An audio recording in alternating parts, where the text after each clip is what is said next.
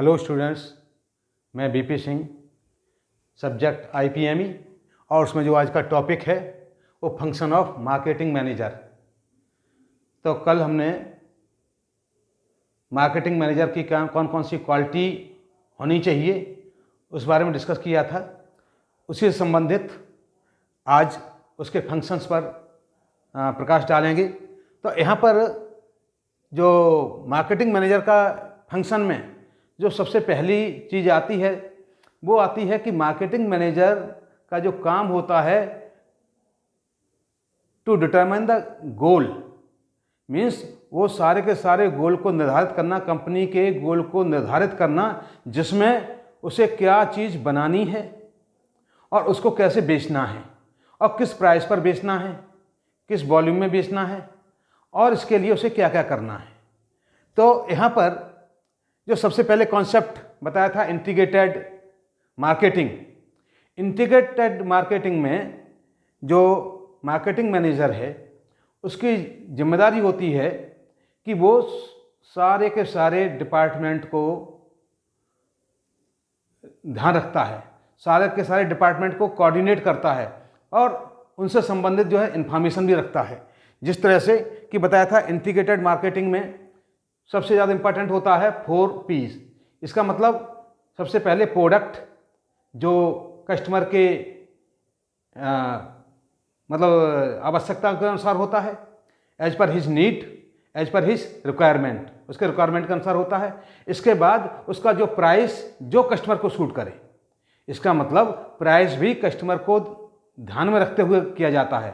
तो पहला हो गया प्रोडक्ट, दूसरा हो गया प्राइस और तीसरा हो गया प्लेस, कि जहाँ पर हमें प्रोडक्ट को जो है सेल आउट करना है, प्रोडक्ट के लिए कि जो जगह जहाँ पर कस्टमर है वहाँ पर पहुँचना बहुत ज़रूरी होता है, क्योंकि जब तक प्रोडक्ट ही नहीं होगा तो उस जगह पर जो है सेल आउट का कोई मतलब नहीं रह जाता है। तो सबसे पहले प्रॉपर चैनल से हमें जो है उस पर्टिकुलर जगह पर प्रोडक्ट को पहुँचाना होता है। और इसके बाद जो 4th P है उसका मतलब होता है प्रमोशन, मीन्स हम जो है जो प्रोडक्ट है उसको प्रमोट करने के लिए क्या क्या एक्टिविटी करते हैं, कौन कौन से स्टेप्स लेते हैं, ये सारी की सारी चीज़ें जो है इंटीग्रेटेड मार्केटिंग में आती हैं। इसमें मार्केटिंग मैनेजर का जो रोल होता है, he has to coordinate all the departments, सारे डिपार्टमेंट्स को कोऑर्डिनेट करता है।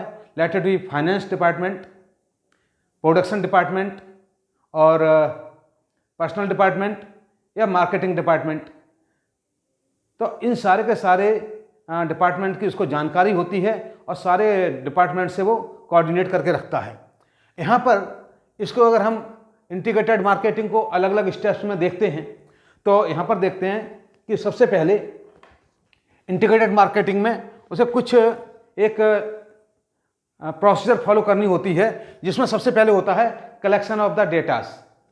इसका मतलब जो मार्केट में प्रोडक्ट से संबंधित जितनी भी इंफॉर्मेशंस हैं, जो भी डेटास हैं, उसको कलेक्ट करना, उसको इकट्ठा करना। और जब सारे डेटास इकट्ठे हो जाते हैं, उसके पास अवेलेबल होते हैं, तो पहला काम तो ये हो गया कि collection of the datas, all necessary information, जो भी इन प्रोडक्ट से संबंधित जानकारी है वो सारी की सारी जानकारी को कलेक्ट करना। और इसके बाद होता है उसकी जो जानकारी अवेलेबल है, जो डेटा अवेलेबल है, उसके आधार पर उसको एनालाइज करना। इसके बाद जब हम जो है जो डेटा अवेलेबल हैं उसके अनुसार हमने जो है उसको एनालाइज किया, तब जब एनालाइज कर लिया तो सिर्फ एनालाइज करने से नहीं, इसके बाद अगला स्टेप होता है कंक्लूजन। इसका मतलब सबसे पहले डेटा कलेक्शन, डेटा कलेक्शन, इसके बाद एनालाइजिंग, इसके बाद उसको कंक्लूड करना, कंक्लूजन, उसको जो है कंक्लूजन पर पहुंचना होता है। तो इसके बाद नेक्स्ट आता है हमारा प्रोडक्ट डेवलपमेंट। इसका मतलब फिर जो है हम प्रोडक्ट को डेवलप करते हैं और इसके बाद नई मतलब मार्केट में नई जो है पॉलिसीज क्या हैं, नई टेक्नोलॉजी क्या है, उस प्रोडक्ट के डेवलपमेंट से संबंधित कौन कौन सी जो है नई टेक्निक्स हैं, तो उसके ऊपर जो है वो पहले सर्च करेगा। सर्च करने के बाद फिर उसको जो है ना इम्प्लीमेंट करने की करेगा कि जितने भी अवेलेबल हैं उनमें से सबसे बेस्ट ऑप्शन कौन सा है। तो सबसे इसके बाद जो है प्रोडक्ट डेवलपमेंट आता है। इसके बाद जो भी वो प्रोग्राम बनाया उसने, इसका मतलब पहले जो है डेटा कलेक्शन हुआ, डेटा कलेक्शन के बाद एनालाइज हुआ, इसके बाद मतलब उसको कंक्लूड किया कि निष्कर्ष निकाला कि इतने ऑप्शन हमारे पास अवेलेबल हैं, इसमें सबसे जो है ना बेस्ट ऑप्शन कौन सा है। तो उस बेस्ट ऑप्शन को उन्होंने जो है क्या किया, उसके आधार पर हमने प्रोडक्ट को डेवलप किया। इसके तो प्रोडक्ट डेवलप करने से के बाद जो है हमारा नेक्स्ट आता है कि हर छोटी बड़ी जो इन्फॉर्मेशन है उसको चेक आउट करना, उसका जो है विस्तृत विवरण तैयार करना। तो here we have to check out the details of the product. तो जब हम जो है प्रोडक्ट के पूरी की पूरी जो मार्केटिंग स्ट्रेटजी है उसको जो है चेक आउट करेंगे और लास्ट स्टेप्स होता है कि उसको इम्प्लीमेंट करना। मीन्स जो भी हमारे कंक्लूड कर लिया, इसके बाद कंक्लूड करने के बाद हमने क्या है प्रोडक्ट डेवलप किया। इसको डेवलपमेंट करने के बाद हमें जो चेक आउट किया, प्लान जो है हमारा चेकआउट, प्लान को हमने चेकआउट किया और चेकआउट करने के बाद उसको जो है इम्प्लीमेंट किया, मतलब लागू किया। तो इस तरह से जो है सबसे पहले इंटीग्रेटेड मार्केटिंग में जो उसका रोल होता है कि इंफॉर्मेशन लेकर के फिर उससे जो है मैक्सिमम कितने जो है ऑप्शन अवेलेबल हो सकते हैं, उनमें से सबसे सूटेबल और जिसको कहना चाहिए राइट ऑप्शन कौन सा है, फिर राइट ऑप्शन में कौन कौन सी जो है हमें स्ट्रेटजी फॉलो करनी होगी, कौन कौन सी जो है हमें स्ट्रेटजी के साथ साथ जो है ना किस तरह से हमें आगे का प्रोग्राम बनाना है। तो उस प्रोग्राम को चेकआउट करना है और जब मतलब प्रोग्राम चेकआउट हो जाता है, बन जाता है, तो उसके बाद हमें जो है उसको इम्प्लीमेंट करना है। तो इस तरह से हमने जो है मार्केटिंग मैनेजर का जो रोल है उसमें इंटीग्रेटेड मार्केटिंग में देखा। इसके बाद जो दूसरा होता है डिटरमाइन द ऑब्जेक्ट्स, मीन्स उसको जो है जो कंपनी का ऑब्जेक्ट है वो हमेशा ध्यान में रखना है कि किसी भी कंपनी का जो ऑब्जेक्ट होता है वो होता है to earn the maximum profit, to earn the maximum profit. और इसमें जो है क्या होता है कि जो प्रॉफिट है वो जो है दो तरह से होता है। एक तो जो है या तो हम जो है प्राइसिंग ज़्यादा रखें और दूसरा प्राइस कम रखें लेकिन सेल्स वॉल्यूम बढ़ा दें, सेल्स वॉल्यूम को हम बढ़ा दें। तो उसको ये देखना है कि शुरू में हमने कितना जो है प्रॉफिट लेना है, कंपनी का ऑब्जेक्ट क्या है, और इसके बाद जो है लॉन्ग टर्म में कितना जो है लॉन्ग टर्म में हमें कितना जो है इससे प्रॉफिट चाहिए। ठीक है, तो इसके बाद जो है हम नेक्स्ट पॉइंट पे आते हैं, ये प्रोडक्ट पॉलिसीज, उससे संबंधित कौन कौन सी पॉलिसी है, जो प्रोडक्ट है उससे संबंधित कौन कौन सी पॉलिसीज हैं। मीन्स मार्केटिंग एग्जीक्यूटिव उसको जो है अपने माइंड में बिल्कुल क्लियर कॉन्सेप्ट होना चाहिए कि जो भी कस्टमर है प्रोडक्ट जो है उसी के लिए बना है। Means product is made for the customers and it intended to satisfy his desires. तो इस तरह से हमने देखा कि ये जो पॉलिसी हमारी क्या है, पॉलिसी क्या है, to increase the sales volume और टू इंक्रीज द प्रॉफिट और टू अर्न द गुडविल और to establish our self in market. तो इस तरह के जो ऑब्जेक्ट होते हैं, पॉलिसीज होती हैं, उसको लेकर के हम आगे बढ़ते हैं। नेक्स्ट होता है प्रॉपर प्लानिंग। मीन्स उसको जो है प्लानिंग में he should do proper planning in the sense उसकी जो प्लानिंग है उसमें सबसे पहली चीज होती है कि he should forecast the demand, कि किस क्षेत्र में, किस टेरिटरी में कितना जो है हमारा सेल हो सकता है, इस तरह से किस एरिया में कितना सेल्स है उसका जो है एस्टिमेट करना है, फोरकास्ट करना है। एस्टिमेट लगा करके पहले से फोरकास्ट, उसका मतलब भविष्यवाणी जिसे बोलते हैं ना कि पूर्वानुमान। तो उसको सबसे पहली चीज़ होती है डिमांड की फोरकास्टिंग करना। इसके बाद डिमांड की फोरकास्टिंग को मीट कैसे करना है, उसके लिए कौन सी हमें स्ट्रेटजी, कौन सी रणनीति हमें यूज करनी है। तो नेक्स्ट पॉइंट हो जाता है हमारी स्ट्रेटजी, कि हमें जो है कौन सी स्ट्रेटजी करनी है। इसके बाद नेक्स्ट होता है कि प्रोडक्ट का जो उसके इक्विवेलेंट और भी जो प्रोडक्ट हैं, अदरवाइज इसका जो अगला ऑप्शन, नेक्स्ट ऑप्शन वाला प्रोडक्ट है वो किस तरह का हो सकता है। और इसके बाद हमारी लॉन्ग टर्म पॉलिसी क्या है कि इस प्रोडक्ट के अलावा हमें और जो है इसको डाइवर्सिफाई करना है, इसको और ज़्यादा एक्सपेंड करना है, या फिर हमें जो है और किसी दूसरे ऑब्जेक्ट को ध्यान में रखते हुए आगे चलना है। तो एक तो होता है short term policy. Short term policy में जो है शॉर्ट टर्म ऑब्जेक्ट दिए जाते हैं, जैसे मंथली ऑब्जेक्ट दे दिए हैं, वीकली ऑब्जेक्ट दे दिए, जिसको टारगेट बोल देते हैं। और इसके बाद होता है long term policy. Long term policy का क्या है कि नेक्स्ट ईयर में हमें इस प्रोडक्ट के लिए जो है ना एक दूसरी यूनिट इस्टेब्लिश करनी है, इतना हमारा जो है प्रॉफिट आना चाहिए।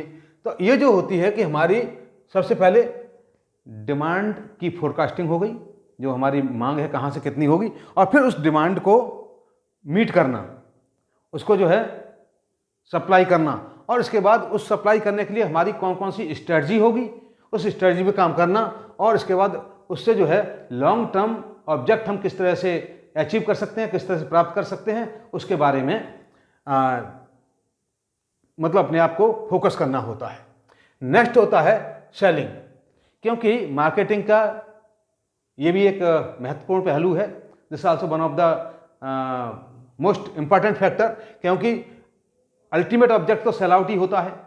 तो जब तक हम जो सेल आउट करने के लिए क्या काम करते हैं कि जो मार्केटिंग मैनेजर होता है वो सेल्स मैनेजर से मिलता है, और इसके बाद उसको जो है जो सेल है उसको रेगुलेट करने के लिए इंस्ट्रक्शन देता है या एडवाइस करता है। ठीक है, तो सबसे पहले काम होता है ये सेलिंग डिपार्टमेंट में रेगुलेट द सेल।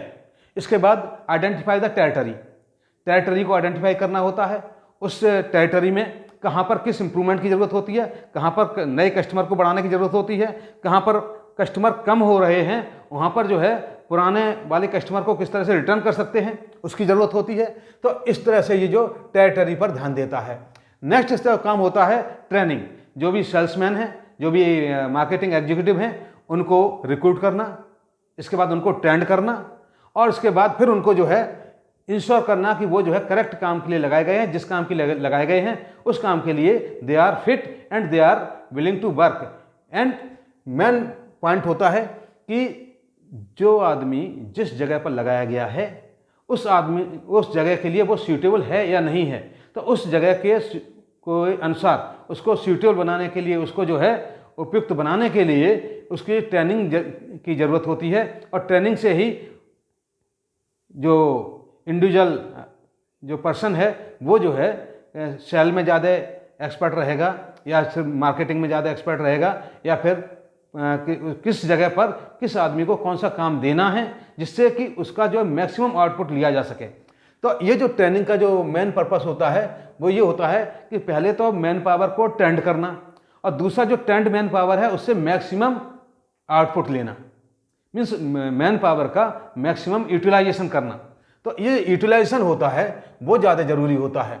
नेक्स्ट जब ट्रेनिंग हो गई, हमारे एग्जीक्यूटिव ट्रेंड हो गए, और इसके बाद नेक्स्ट होता है डिस्ट्रीब्यूशन।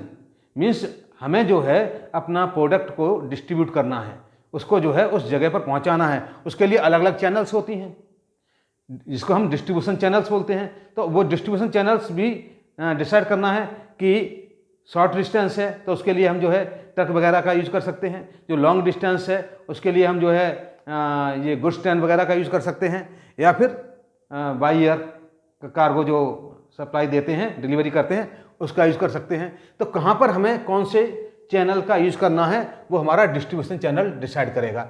इसके बाद जो भी हमारा प्रोडक्ट है उसका एडवर्टाइजमेंट ये भी ज़रूरी होता है, क्योंकि जिस तरह से हम देखते हैं कि अगर कोई भी कंपनी इतनी पुरानी हो चुकी है कि हर मतलब जो है एवरीवेयर, हर जगह हर आदमी उसके नाम को जानता है, लेकिन इसके बावजूद भी उसका लगातार जो है एडवर्टाइजमेंट ज़रूरी होता है, क्योंकि ये जो है जो कस्टमर का माइंड है उसको रिफ्रेश करता रहता है। ठीक है, तो उसको माइंड हमेशा रिफ्रेश होता रहे, उसका जो है जो इन्फॉर्मेशन दी जाती है कि इस प्रोडक्ट में हमने ये चेंज किया है, ये टेस्ट चेंज किया है, या ये पैकिंग चेंज किया है, इसका जो है ना सेंट चेंज किया है। तो कुछ भी चेंज किया है वो सारे के सारे हम जो है एडवर्टाइजमेंट के द्वारा जो है कस्टमर को बताते हैं। इन टर्न ये जो है एडवर्टाइजमेंट हमारे सेल्स वॉल्यूम को बढ़ाने में ये लाभप्रद होता है। नेक्स्ट होता है इसका services.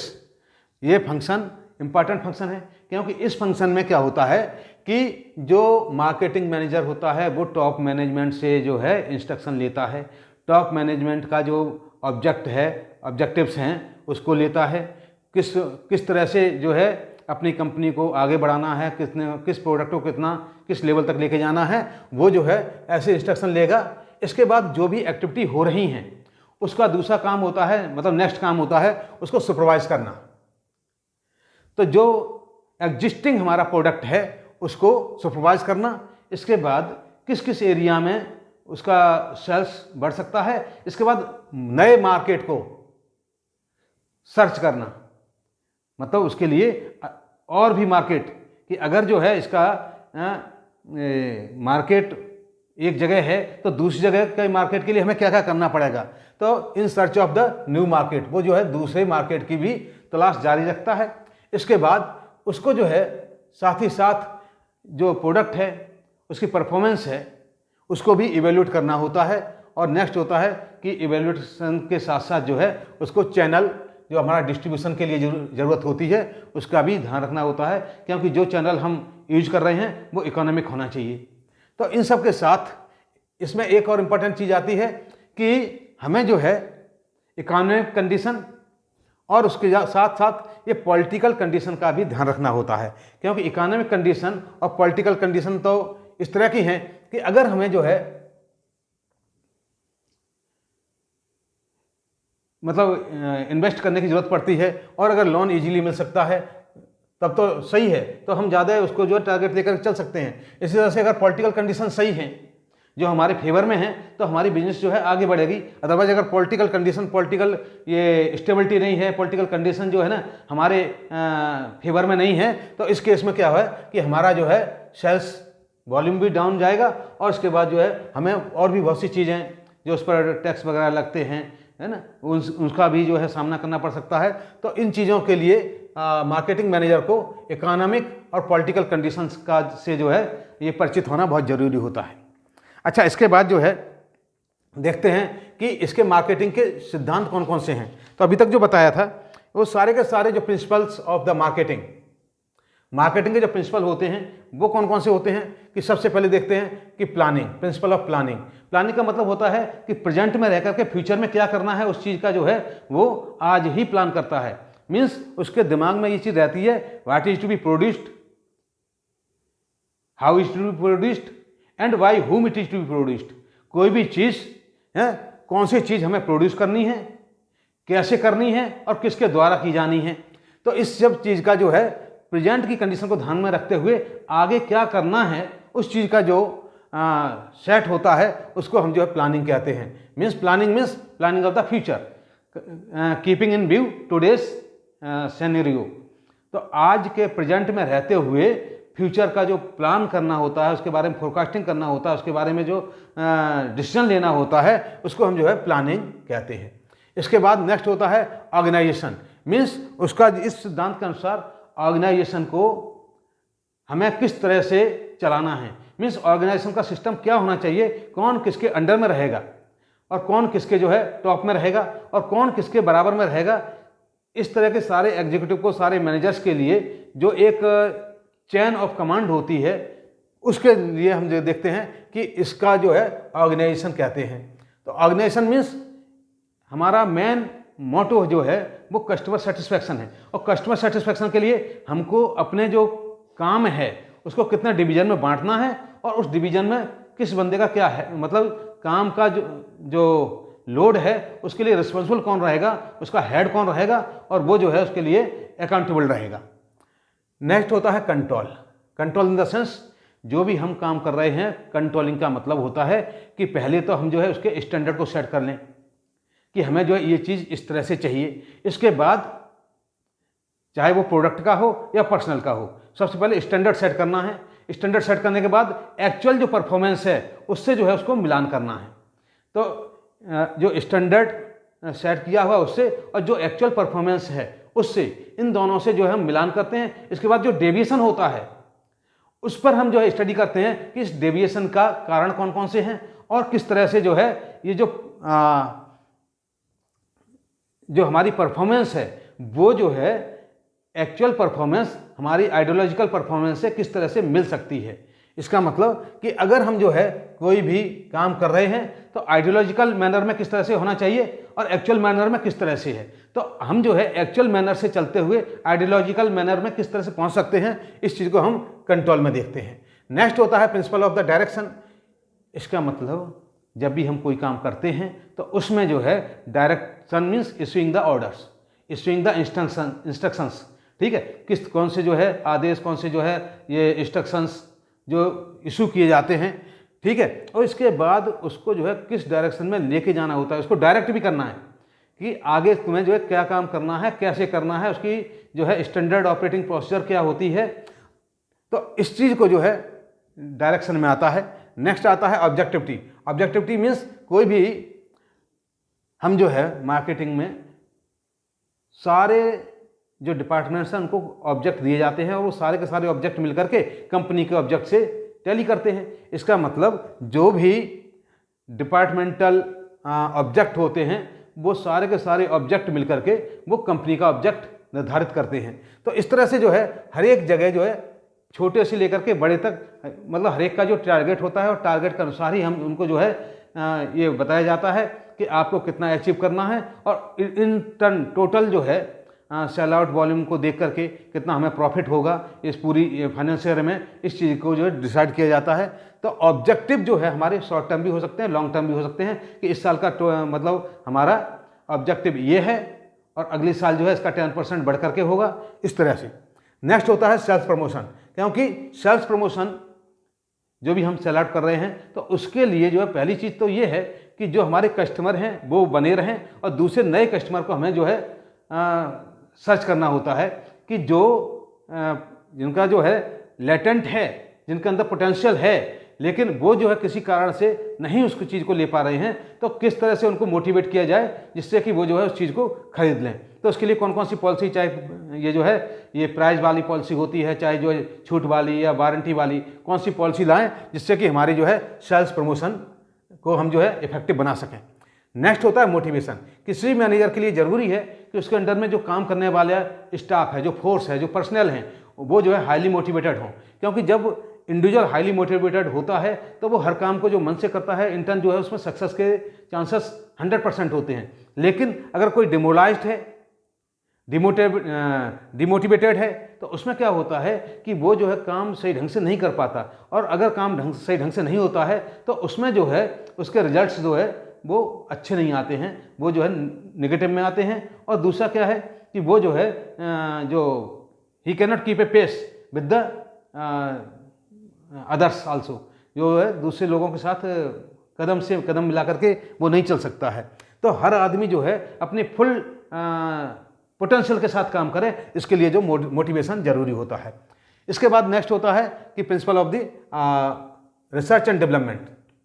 Research and development means ये डिपार्टमेंट जो होता है, जिसको कुछ दिन पहले तक ये सोचा जाता था कि ये जो है एक अनयूजफुल डिपार्टमेंट है, लेकिन किस प्रोडक्ट में कहाँ पर हमें रिसर्च की ज़रूरत है, कहाँ पर जो है डेवलपमेंट की ज़रूरत है, और किस तरह से उसमें जो है मॉडिफिकेशन कर सकते हैं, किस तरह से उसको जो है ना इनोवेट कर सकते हैं, किस तरह से रीइनोवेट कर सकते हैं, ये सारे के सारे पॉइंट्स जो है कहाँ पर किस सुधार की ज़रूरत है, उस सुधार के लिए हमें कौन कौन सी चीज़ की ज़रूरत पड़ेगी, उसके लिए कौन कौन सी टेक्नोलॉजी है, इन सारी बातों का अध्ययन जो है हम करते हैं उसके इसमें R&D में। और लास्ट ऑप्शन है प्रिंसिपल ऑफ द सेटिस्फैक्शन, जो पहले ही बता चुके हैं कि मेन पर्पस है भले ही हमारा प्रॉफिट कम रह जाए लेकिन सेटिस्फैक्शन ज़्यादा है, अगर हमारी गुडविल ज़्यादा है तो हमारा प्रॉफिट भी ज़्यादा हो जाएगा।